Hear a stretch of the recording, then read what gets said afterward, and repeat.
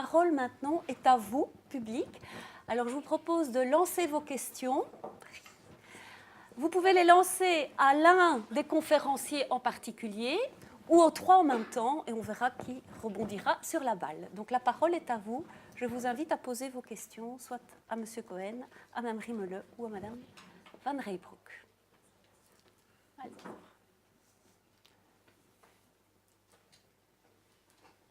Oui, une question ? Alors ça peut être aussi un élément qui vous a surpris, qui vous a étonné, sur lequel vous souhaitez un petit peu plus d'explications, un petit peu plus de développement. Oui.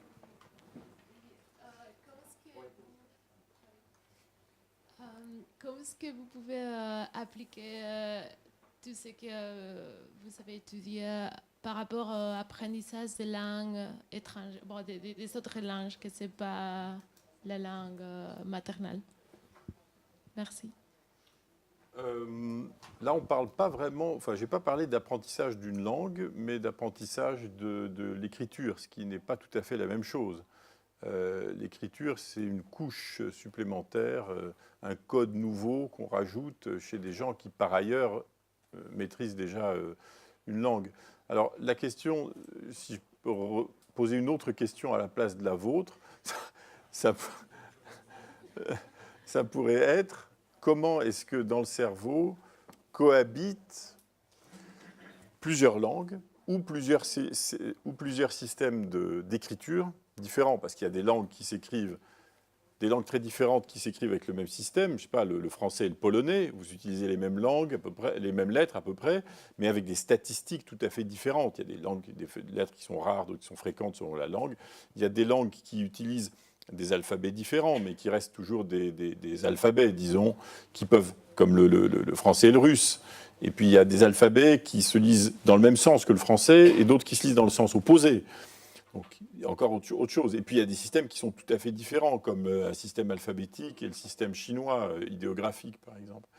Donc comment est-ce que ces différentes paires de systèmes de lecture cohabitent dans le cerveau? À ma connaissance, c'est quelque chose qui est très mal connu. C'est une réponse qui est très mal connue. Alors, on avait fait un travail qui comparait le français et le chinois.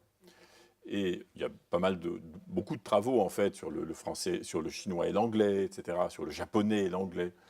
Et une première chose qu'on peut dire, c'est que c'est, pour ainsi dire, les mêmes systèmes. C'est-à-dire que cette petite région de reconnaissance des lettres, par exemple, eh bien, exactement la même est activée quand vous lisez du chinois ou que vous lisez quelque chose avec un système alphabétique. Ce n'est pas tout à fait vrai ce que je dis là. En fait, il y a des petites différences qu'on voit. Par exemple, il y a des petites différences entre le français et le chinois sur les régions du système visuel qui interviennent juste avant cette région-là, qui analysent les images, qui analysent les êtres avant de les donner à cette région-là. Il y a des petites différences, ce n'est pas exactement les mêmes régions. Il y a aussi des différences, par exemple, entre l'anglais et l'italien, qui utilisent les mêmes lettres, mais avec des systèmes assez différents. Le système italien est tout à fait régulier. Une lettre correspond à un son. Les correspondances entre les lettres et les sons sont très régulières. Un enfant qui a commencé à apprendre à lire l'italien, il peut lire tous les mots, pour ainsi dire. Ce qui n'est pas la même chose en français, où les correspondances sont très irrégulières. Et les activations ne sont pas exactement les mêmes. Elles sont un peu plus étendues en anglais qu'en italien. Donc il y a des petites différences. Maintenant, une dernière chose, puis j'arrête de parler, c'est que une des raisons probablement pour lesquelles on ne sait pas très bien comment cohabitent différents systèmes à l'intérieur du cerveau, c'est que la résolution des méthodes d'imagerie, la finesse des méthodes d'imagerie est limitée par rapport à ce qu'on voudrait faire. On voudrait pouvoir voir chaque colonne corticale au niveau d'un dixième de millimètre. On ne peut pas le faire actuellement avec les méthodes d'imagerie comme l'IRM fonctionnel. Parce qu'il est possible qu'à ce moment-là, si on avait une loupe assez puissante, on verrait comment on peut avoir à l'intérieur d'une même région une sous-spécialisation plus fine pour différents systèmes de lecture. Il y a des projets de recherche là-dessus. Ce n'est pas encore quelque chose qui est vraiment bien connu. Merci, M. Cohen. Alors, Marie Van Riebeeck et Johanna Riemele, voulez-vous réagir par rapport à cette question ou vous souhaitez... Moi, je peux peut-être ajouter le point de vue développemental, aussi au niveau entre les langues. Donc, ce qu'on sait, c'est que les enfants, quand la langue est tout à fait transparente, comme vous l'avez dit en italien, par exemple, chaque lettre correspond au même son et dans les deux sens, en lecture et en orthographe. Dans ces langues-là, les enfants apprennent à lire beaucoup plus vite. Pour nous, en Belgique, ceux qui sont belges, les enfants qui apprennent en néerlandais, la langue est plus transparente et donc les enfants apprennent plus vite par rapport aux enfants francophones. Voilà, peut-être que ça peut être un élément supplémentaire dans la question. Et Madame Riemele, vous voulez réagir? Gesprochener Sprache, jetzt gerade im Kindesalter. Was interessant ist, wenn man jetzt das Erlernen von Ce qui est unterschiedlichen intéressant, c'est Sprachen que quand on anschaut, ist regarde das, donc l'apprentissage de plusieurs langues, et on constate quand même que les mécanismes sont fort similaires. Et donc, la segmentation, évidemment, je l'ai expliqué, mais c'est de façon très simplifiée. Donc, tout d'abord, c'est la possibilité de regarder donc, les syllabes pour pouvoir, comment dirais-je, subdiviser en unités qu'on puisse comprendre et à ce moment-là, les apprendre ainsi. Et donc, à ce moment-là, on a constaté que les enfants le font et apparemment, donc, il n'y a pas de grosse différence entre les différentes langues. Et donc, les syllabes étant plus ou moins les mêmes. Et donc, ça, c'est un bon incitant à utiliser pour les enfants. Je ne sais pas si c'est une réponse qui va dans la bonne direction. Merci beaucoup. Est-ce qu'il y a une autre question du public? Alors, on peut admirer le courage de l'étudiante internationale qui a osé parler en français. Donc, j'invite le public francophone a osé se lancer aussi. Alors, une question... il y a deux questions. Monsieur d'abord et madame ensuite. Monsieur, honneur aux dames oui. Voilà, honneur aux dames alors.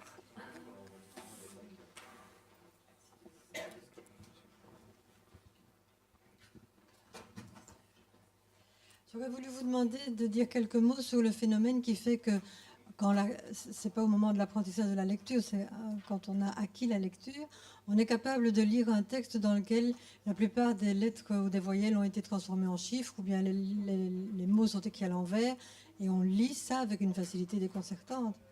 Est-ce qu'il y a une explication? Marie ou Laurent? À ma connaissance, d'abord, on ne peut pas faire absolument n'importe quoi quand même. Le phénomène qu'on illustre d'habitude, c'est des mots, un texte fait de mots dans lesquels les lettres ont été mélangées, mais seulement les lettres du milieu, les lettres extrêmes, la première et la dernière, restent à leur place. Et là, effectivement, on les lit remarquablement bien. Il y a probablement deux raisons à ça. Première raison, c'est que ce n'est pas si automatique que ça, c'est-à-dire que ça demande quand même un certain effort d'anagramme. On cherche un peu, quand on dit ouais, voilà, on fait un peu de Scrabble dans sa tête, donc voilà, on y arrive, on a le contexte et on trouve comme ça. Mais il y a une deuxième chose peut-être plus compliquée, plus profonde, qui est que la question, pour reconnaître un mot par exemple, il faut non seulement identifier chacune des lettres, mais aussi coder, il faut que le cerveau code l'ordre dans lequel les lettres sont rangées, parce qu'évidemment, un mot avec B-A-R, R-A-B, ce n'est pas le même mot. Et il y a des gens qui disent que la manière dont on code, dont le cerveau code l'ordre des lettres, c'est pas de dire la première c'est un A, la deuxième c'est un B, la troisième c'est un F, etc. C'est de coder par paire. C'est dire, dans ce mot, il y a un A et puis un peu après, il y a un F. Il y a un B, un peu après, il y a un R. Il y a un U, un peu après, il y a un O. Des trucs comme ça, des paires de lettres contiguës ou un peu espacées. Et si vous regardez un mot dont vous avez mélangé toutes les lettres intérieures, mais pas les lettres extérieures, vous apercevez que les paires de lettres ordonnées comme ça, la plupart ont survécu.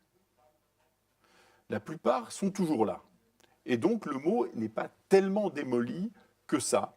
En tout cas, quand il s'agit de reconnaître de quel mot il s'agit. Pas quand il s'agit de lire en transformant les lettres en sons. Alors là, c'est le chaos total. À ma connaissance, c'est ça les... Je peux ajouter d'autres éléments. Donc effectivement, ce qui se passe, c'est que ça ne fonctionne que si la personne a tous ces mots dans son lexique. Et donc, il y a aussi des expériences qui montrent vraiment de façon pure comment se passent les mouvements oculaires dans ce cas-là. Donc, quand on a changé les lettres à l'intérieur du mot, et dans l'expérience, ils ont même aussi testé quand on bouge la première ou la dernière lettre, et on observe que le mécanisme est vraiment différent. C'est-à-dire que normalement, les mouvements oculaires se font avec des saccades et des fixations. Les saccades, c'est le mouvement d'un point de fixation à un autre. Les fixations sont beaucoup plus longues. Les saccades sont beaucoup plus nombreuses. Et on fait beaucoup plus de régression, donc des retours en arrière.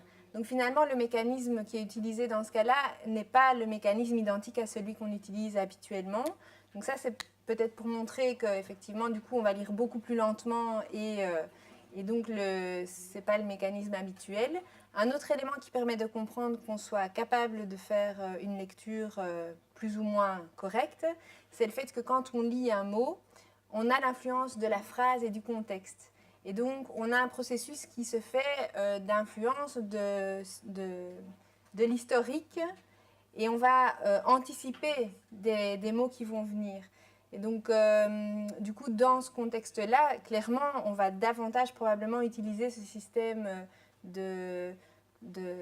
d'anticipation des mots sur base du contexte. Si je vous lis par exemple la phrase « Il pleut et j'ai oublié de prendre mon para », vous n'êtes pas obligé de lire tout le mot, puisque vous avez la phrase et le contexte qui vous permet d'inférer qu'est-ce qui pourrait être un mot potentiel dans cette phrase-là. Peut-être rajouter encore un élément par rapport à ça, c'est que des enfants en difficulté qui ont du mal au niveau de l'identification des mots vont avoir tendance à davantage deviner sur base de la phrase. C'est un moyen de compensation qu'ils vont essayer de mettre en place, qui n'est pas toujours un bon moyen, puisqu'ils vont arriver à faire des erreurs de lecture, puisqu'ils devinent de trop. Mais voilà, donc c'est un moyen qu'on utilise tous, certains plus que d'autres. Et je ne sais pas si ça répond davantage à la question. Merci beaucoup, monsieur, maintenant. Et peut-être une question en allemand, ça serait sympathique pour notre invité qui vient de loin. Donc, monsieur. Une courte Frage, alors je le dirais quand même en français. Je partirai du transparent de Madame Van Reybrouck, dyslexie. Connaît-on les mécanismes neurologiques qui sont à la base de la dyslexie? Et est-ce qu'on a constaté au cours des 20 ou 30 dernières années un accroissement des cas de dyslexie? La dyslexie, c'est... Mais par rapport aux mécanismes neurologiques, vas-y. Alors, les dyslexies, d'abord, c'est probablement quelque chose d'assez varié. Mais là, encore, je ne suis pas le spécialiste de la dyslexie, mais il y a pas mal de dyslexies différentes. C'est-à-dire qu'il y a des gens... Et parmi les mécanismes différents qui peuvent expliquer la dyslexie, il y en a un qui est plus à la mode en ce moment, ce qui ne veut pas dire qu'il explique tous les cas, qui est un mécanisme qui a à voir avec les sons, avec l'analyse des sons. C'est-à-dire que, comme Marie Van Reybrouck l'a dit tout à l'heure, une chose très importante pour pouvoir apprendre à lire, en tout cas les alphabets, les systèmes alphabétiques, c'est de pouvoir associer des sons élémentaires, des phonèmes, avec des signes écrits, avec des lettres. Encore faut-il pour ça réussir à les découper mentalement, ces petits sons élémentaires. Parce que ce n'est pas donné. Comme l'a dit Johanna Rimele, on prend une chaîne de paroles, et bien tous les sons sont collés les uns avec les autres. Donc la capacité à découper ces petites choses que sont les phonèmes, et encore il y a des phonèmes faciles, comme une voyelle A, c'est un bout de son qui est facile à repérer. Mais un P, ce n'est pas un bout de son, c'est la manière dont la voyelle d'avant se transforme en voyelle d'après. C'est très difficile.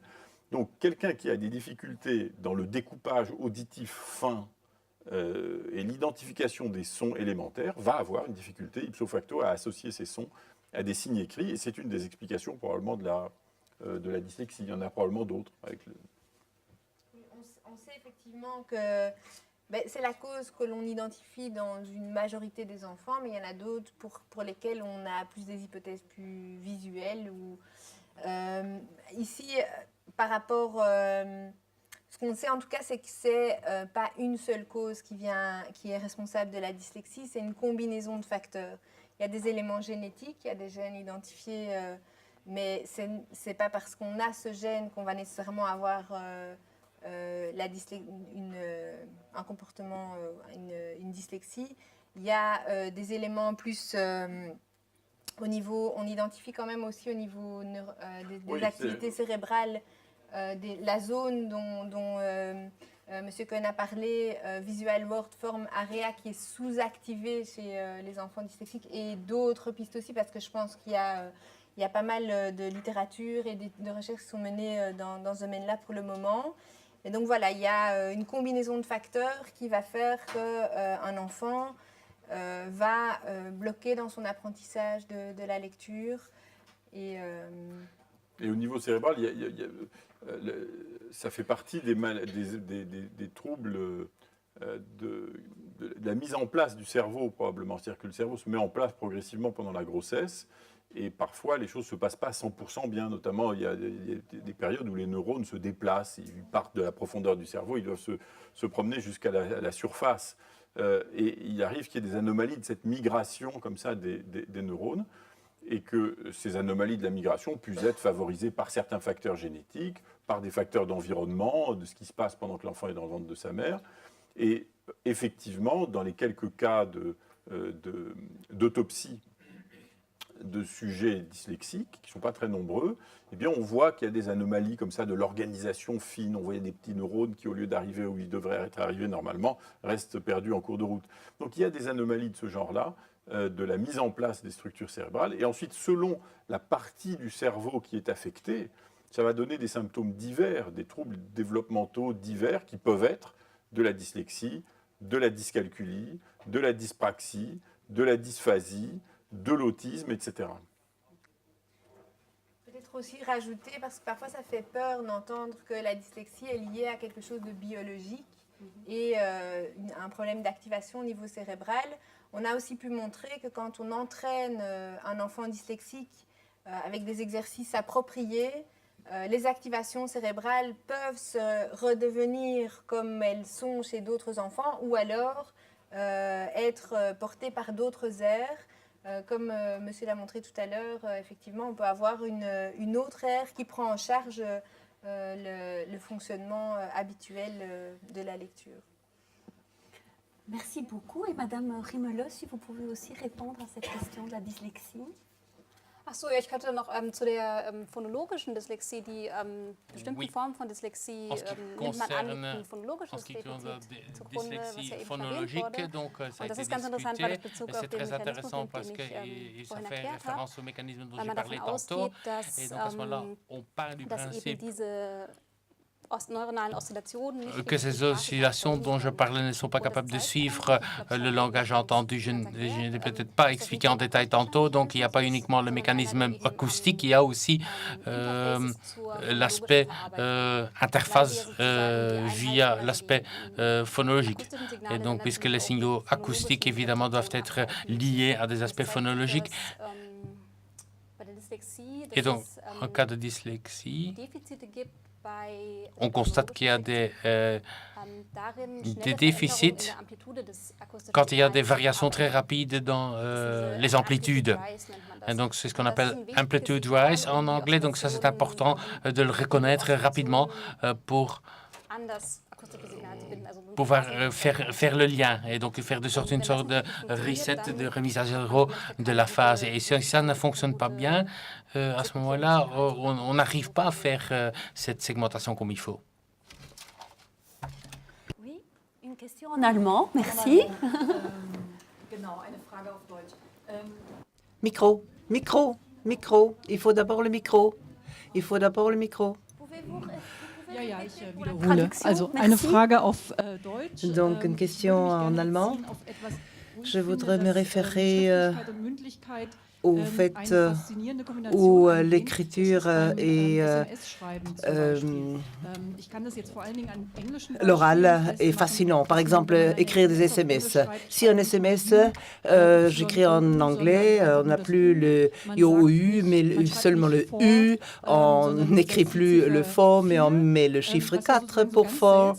Donc, il y a quand même des situations assez bizarres, de nouvelles combinaisons qui sont liées à la prononciation, etc. Je ne sais pas à qui s'adresse ma question. Et est-ce qu'on peut déjà apporter une réponse? Est-ce que vous avez déjà recherché sur ce tel phénomène, c'est-à-dire par le numérique, par l'écriture des SMS, donc on écrit phonétiquement. Il y a peut-être des processus qui changent aussi certaines zones cérébrales.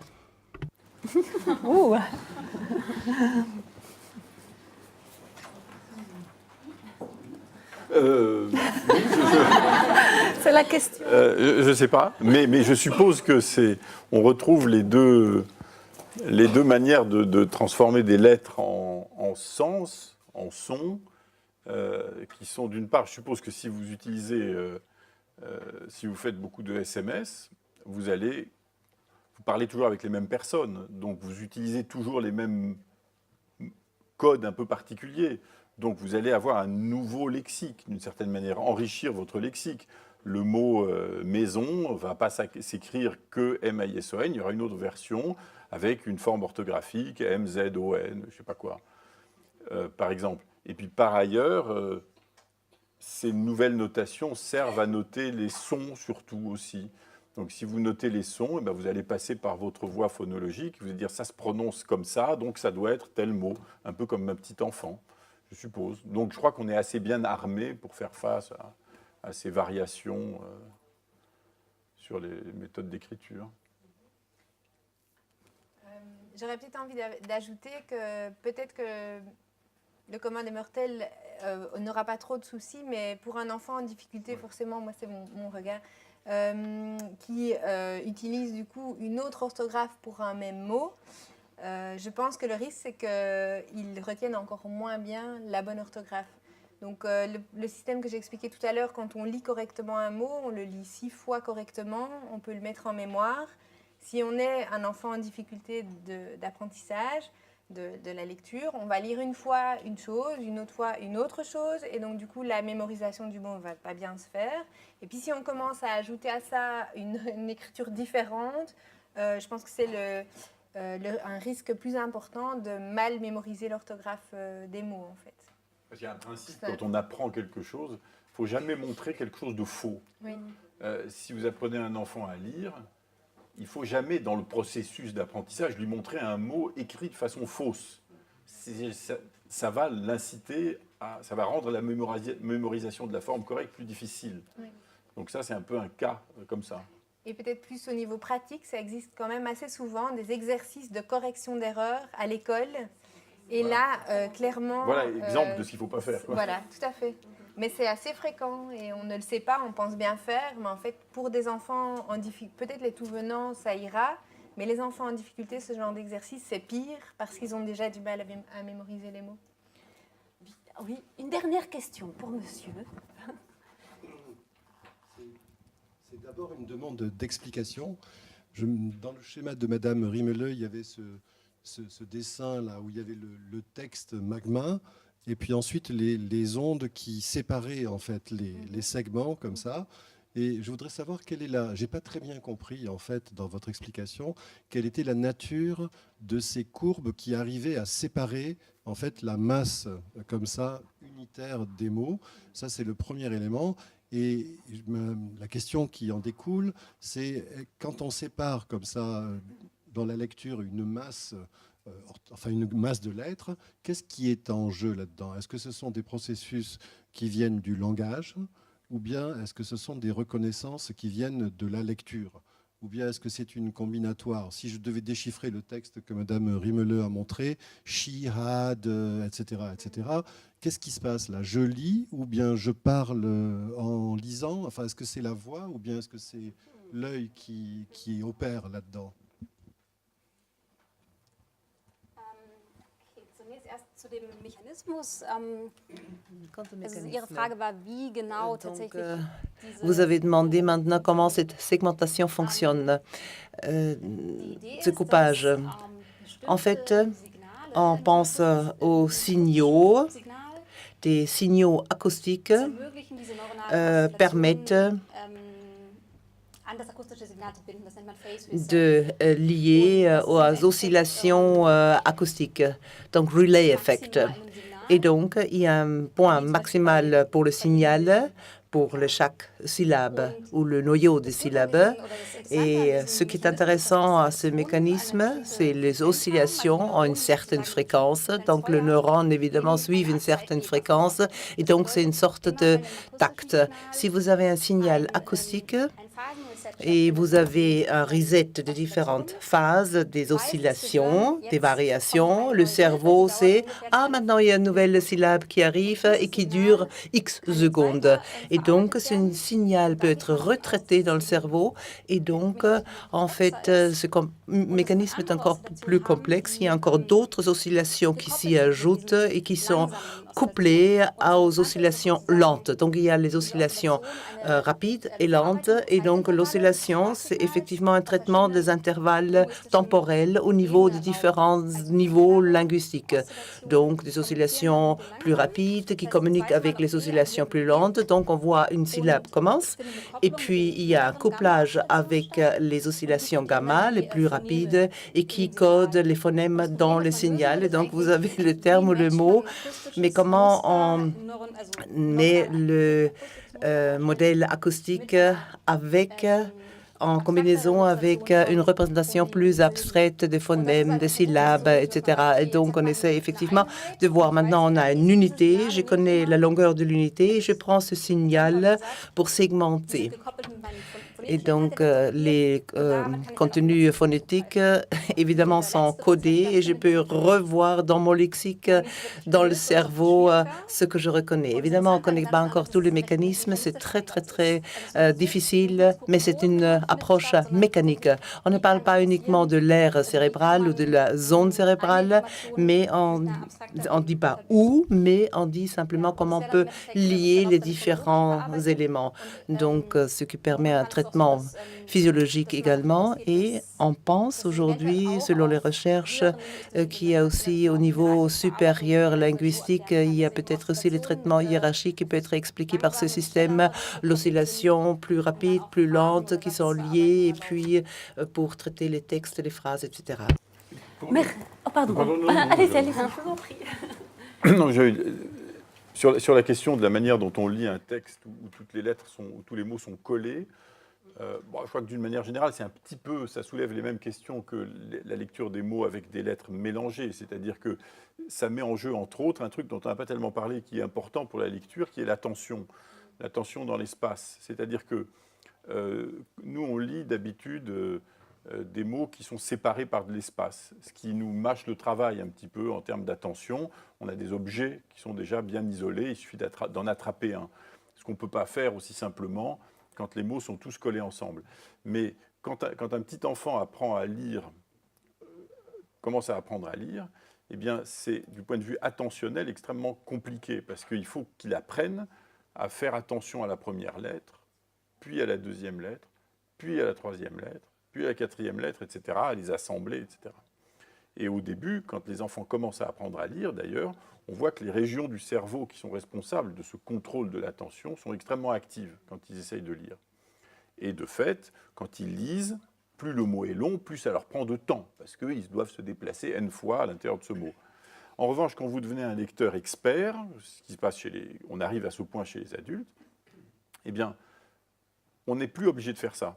Un adulte n'est plus obligé de balayer les lettres à l'intérieur d'un mot. Pour un adulte, un mot est devenu un objet unique qu'il saisit d'un coup de son attention et reconnaît en parallèle toutes les lettres qui le composent. Donc, ça devient très peu coûteux par rapport à ce qui se passe chez un enfant en attention. Alors évidemment, ce qu'on peut faire, c'est que si vous prenez un mot chez un adulte et que vous le détériorez, par détériorer, je veux dire, ou bien vous l'inclinez beaucoup, ou bien vous espacez beaucoup les lettres, eh bien, ce qui se passe, c'est que vous perdez la capacité à reconnaître, à le considérer comme un seul objet. Vous redevenez comme un petit enfant qui est obligé de déplacer son attention de lettre en lettre et lire le mot comme ça par petits bouts. Et d'ailleurs, ce faisant, vous activez de nouveau vos régions de l'attention que normalement vous n'avez plus tellement besoin d'activer quand vous êtes un adulte et que vous lisez un mot. C'est un objet pour un adulte. Sauf s'il est détérioré, à ce moment-là, ça devient de nouveau autant d'objets qu'il y a de lettres. Et il y a des patients qui ont justement des pathologies de ce système de l'attention, qui n'arrivent plus à contrôler le déplacement de leur attention dans l'espace, si vous leur montrez un mot normal, ils peuvent le lire. Leur regard tombe sur ce mot, c'est un seul objet, ils le reconnaissent. Si vous leur présentez un mot penché, ou bien un mot avec les lettres espacées, par exemple, eh bien, ils deviennent tout à fait incapables de le lire, parce qu'ils n'arrivent pas à contrôler le déplacement de leur attention d'un bout du mot à l'autre. Donc ça, pour illustrer un peu et même avec les mots, je sais que je suis trop bavard, même avec des mots bien découpés, il y a une autre illustration d'un problème d'attention, c'est qu'il y a certains patients, d'autres genres de patients que ceux auxquels je viens de faire allusion, qui ont un truc assez rare qui s'appelle une dyslexie, une alexie attentionnelle. C'est des gens qui, justement, quand on leur montre un mot, n'ont pas de problème pour le lire. Mais si on leur montre un mot entouré d'autres mots, eh bien à ce moment-là, ils vont faire des erreurs. Parce que, probablement, ils n'arrivent pas à focaliser leur attention sur un mot et un seul à la fois. Et si dans votre tuyauterie des systèmes de lecture entre plusieurs mots à la fois, il va y avoir des collisions, et notamment des interversions de lettres entre les mots. Et ce genre de patient, vous leur montrez un mot, il n'y a pas de problème. Vous leur montrez un mot entouré d'autres mots, eh bien, il va faire... Par exemple, ils vont aller vous montrer, je ne sais pas, maison. Il y aura sur le côté chocolat, eh bien, il y a un O du chocolat qui va sauter dans le A à l'intérieur de maison et il va lire moisson, par exemple. Il va y avoir des mélanges de lettres parce qu'il y aura eu un problème dans l'isolement attentionnel d'un mot parmi d'autres. Alors, je propose que M. Faure garde sa question pour la 55e minute et que d'ici là, on fasse plaisir également aux orateurs et qu'ils puissent échanger, rebondir sur ce qu'ils ont entendu dans les différentes présentations qui ont été faites. Peut-être que vous avez des questions à vous poser mutuellement et nous, on va vous écouter avec bonheur. Sinon, on relance les questions publiques. Mais voilà, peut-être qu'il y a des questions que vous avez envie de vous poser par rapport à ce que vous avez entendu dans les différentes présentations.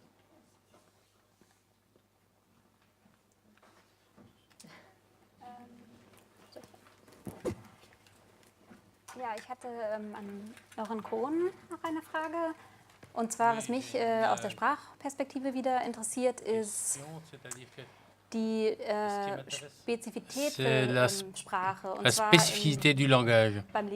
Donc, dans une lecture, il y a la forme spécifique qui est spécialisée sur le texte, apparemment. Et ma question est, est-ce qu'il y a d'autres zones spécialisées? Et ma question est liée au fait que dans le langage parlé, c'est moins clair quand la spécialisation commence. Et un autre aspect intéressant, c'est que pour le langage parlé, il est moins clair ce qui est spécifique. Donc, évidemment, on peut aussi fortement réduire le signal et quand même être compris. Donc, dans le visuel, cela semble être moins difficile, si j'ai bien compris. Mais donc, ce serait intéressant de voir quel est le format. Vous pouvez déjà commencer à répondre aussi. Y a-t-il d'autres domaines spécialisés, notamment en sachant que dans la Visual Word Form Area, c'est déjà une forme plus abstraite. Je fais référence aux recherches aveugles, etc. Si je comprends bien le sens de la question, c'est que c'est vrai. J'ai dit c'est une région qui sert à reconnaître les lettres. Bon. J'ai dit c'est une région qui sert à reconnaître les lettres. En fait, c'est une simplification, ça. Je vois deux aspects dans la question que vous posez. Alors, l'aspect sur ça sert à reconnaître les lettres. En fait, c'est plus compliqué. On pense que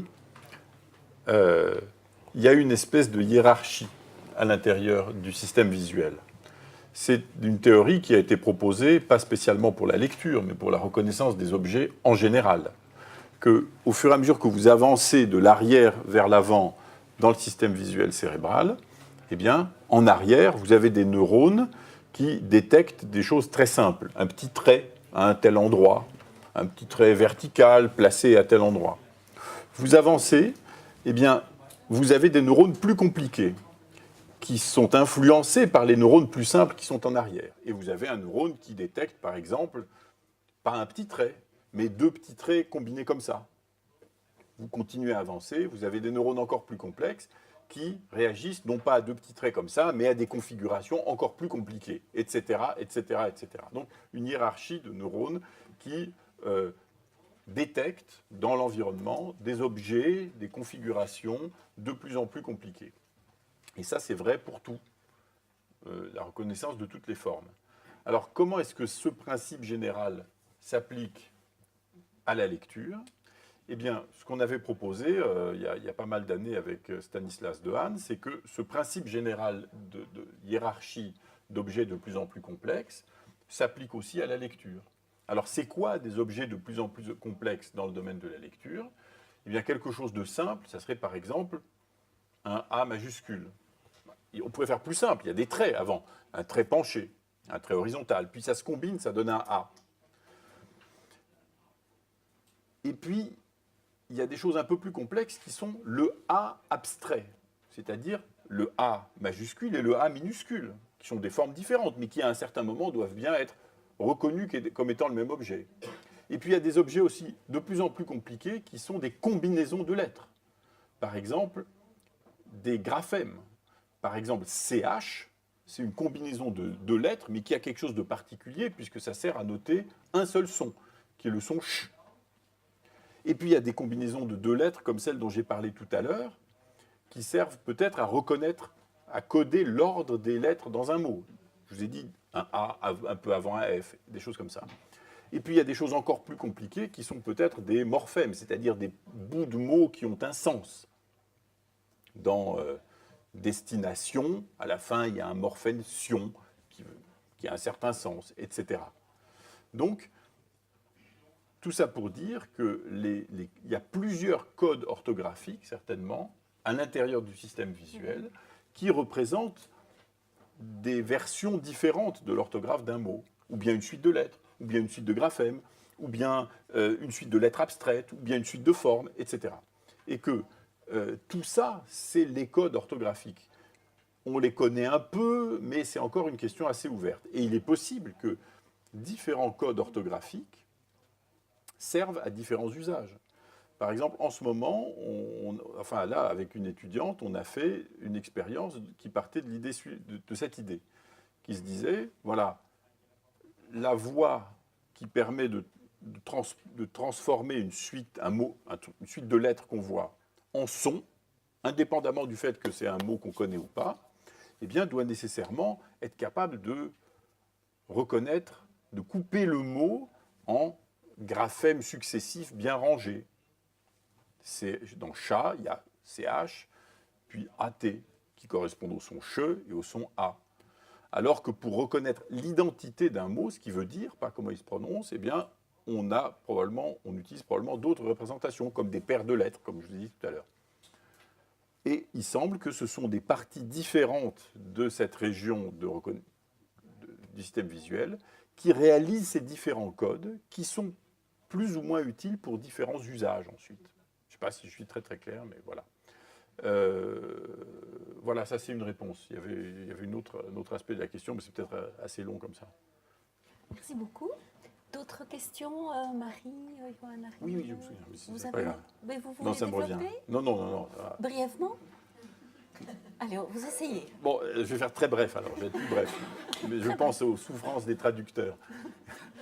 Donc, oui, la question que vous posez, c'est sur la limite entre ce qui est de la lecture et ce qui n'est pas de la lecture. Comme dans le domaine de la parole, qu'est-ce qui est dans les bruits qu'on peut entendre, la limite entre ce qui est de la parole et ce qui n'est pas de la parole, qui est un cri d'oiseau ou un bruit de camion. Ce qui est vrai, c'est que dans le système visuel, toutes les informations, il n'y a pas un endroit où il y a un passage à niveau et où on ne laisse plus passer que les lettres. Et c'est vrai que, d'une certaine manière, les limites sont un peu floues. C'est-à-dire que, par exemple, on a montré que chez les gens lettrés, chez les gens qui ont appris à lire dans leur enfance, non seulement, évidemment, ils savent lire, mais également le fonctionnement de leur perception visuelle en général, hors du domaine de la lecture, est un peu modifiée et qui sont meilleures, par exemple, pour repérer des petites différences entre des formes, qui sont... mais bon, il y a des petits changements, pas énormes, mais il y a des petits changements de performance visuelle, et il y a également des petits changements dans la physiologie de leur système visuel, même quand il ne s'agit pas de lire, hein, quand il s'agit de percevoir des sortes de formes ou des quadrillages, etc., ça ne marche plus exactement de la même manière. Par exemple, quand on sait lire, eh bien, on active beaucoup plus fort son cortex visuel. Quand on voit un espèce de grillage, de quadrillage horizontal, autrement dit, quand on perçoit quelque chose qui occupe la place que les mots occupent dans l'espace. Donc, il y a des changements qui débordent ce qui se passe strictement pendant la lecture. Merci pour cette réponse brève. Alors, relativement. Oui, est-ce qu'il y a d'autres, Madame Marie Van Reenbroek, une question? Peut-être, j'aurais voulu revenir sur l'hypothèse de recyclage neuronal, si vous pouvez peut-être en toucher un mot pour tout le monde. Et alors, j'ai une autre question, si je peux. 180 secondes avant la parole à Monsieur Faure. Donc, oui. C'est une question qui est par rapport à, je ne sais pas s'il y a davantage d'informations sur la perception des visages. C'est des enfants dyslexiques. Il y a certaines études qui montrent qu'ils sous-activent certaines zones aussi en perception des visages. Si je ne sais pas. Ah, bah je sais alors, pas. Mais il y a des trucs intéressants sur le rapport entre les deux. Voilà. C'est-à-dire qu'il est possible qu'il y ait une compétition. C'est l'idée du recyclage neuronal qui a été développée, là encore, par Stanislas Dehaene surtout. L'idée est simple, c'est que finalement, vous devez développer une compétence culturelle nouvelle, en l'occurrence la lecture, il y en a d'autres. Vous utilisez le cerveau tel qu'il est. Donc vous devez recycler, réutiliser, en l'occurrence, une partie du système qui sert à reconnaître les objets en général, et que vous entraînez, dont vous modifiez les propriétés, de façon à ce qu'il apprenne à reconnaître ces objets nouveaux que sont les lettres. Ça, le recyclage neuronal. Et dans le cas particulier des visages, effectivement, la région qui sert à reconnaître les lettres est très voisine de la région qui sert à reconnaître les visages. Et si on regarde par exemple l'étude sur les illettrés dont je vous ai montré des morceaux, eh bien, plus vous êtes lettré, plus votre région des lettres se développe dans votre hémisphère gauche, mais aussi plus les activations au cours de la perception des visages se retrouvent repoussées dans l'hémisphère droit.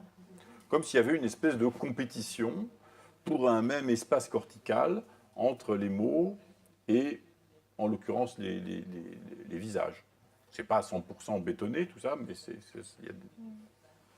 Merci beaucoup pour cette réponse en 180 secondes. Et maintenant, la dernière question va être posée par M. Faure, de l'ambassade de France. Merci. J'aimerais revenir, si c'était possible, sur cette idée de photographie des mots et aussi sur les performances en fait, linguistiques dans des différentes langues.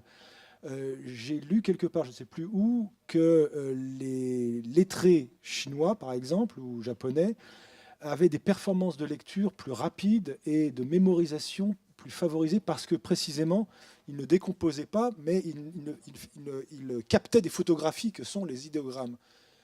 Je m'explique peut-être mal, mais est-ce que... Non, la question est très claire. Juste, je ne connais pas vraiment la réponse. Une question que je me suis posée aussi. Il y a peut-être des données que je ne connais pas en la matière, parce que c'est vrai que quand on pratique une lecture comme alphabétique, et qu'on voit que un système idéographique chinois ou japonais font appel à des dizaines de milliers de signes qui sont extrêmement difficiles, extrêmement longs à apprendre, on se dit qu'est-ce qu'on a à gagner à se donner tellement de mal. Donc je suppose que ça a certains avantages. Je ne sais pas lesquels, il faudrait demander à des gens dans l'audience qui lisent le chinois, le japonais, de nous dire quel avantage peut-être ça présente. Je ne sais pas. Apparemment, ça a été mesuré, y compris en termes de même texte traduit, etc. Peut-être, je ne sais pas. Mais moins de temps à mémoriser, à lire que... Peut-être, c'est possible. Moi, je ne sais pas. Je ne dis pas qu'il n'y en a pas, je dis j'ignore, je ne sais pas. Bien, merci. Alors, Alors je vous propose peut-être tout d'abord d'applaudir vraiment chaleureusement nos 3 invités. Vraiment, merci.